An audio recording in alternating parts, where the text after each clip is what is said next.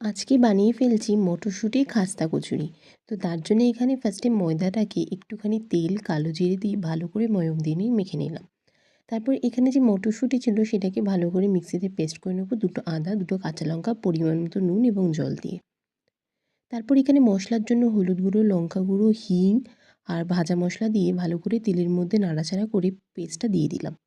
ভালো করে এখানে ভেতরে পুরটা রেডি হয়ে গেছে। আর এখানে দেখো লেচিগুলো আমি কেটে রেখেছি। এরপর কিভাবে বেলবো, ঠিক যেরকম আমরা লাচ্ছা পরোটা বানাই ঠিক সেরকম লেয়ার করতে হবে। তাহলে কচুরিটা খুব খাস্তা হবে এরকম লেয়ারভাবে বানালে। তোমরা এখানে দেখে নাও কিভাবে আমরা এই জিনিসটাকে রোল করছি। ঠিক এইভাবে বানিয়ে ভেতরে আমরা কি করব, যে মটরশুঁটির পুরটা ছিল সেটা আমরা দিয়ে দেবো। তোমরা একবার এই পদ্ধতিতে ট্রাই করে দেখো, কচুরিটা খেতে ভীষণ মুচমুচে এবং খাস্তা হবে। এরপর কি গরম তেলে এগুলোকে ভেজে নেব এক একটা করে। যেই ভাজা হয়ে যাবে ঠিক এটাকে আমরা তুলে গরম গরম খেয়ে ফেলবো মটরশুঁটির খাস্তা কচুরি।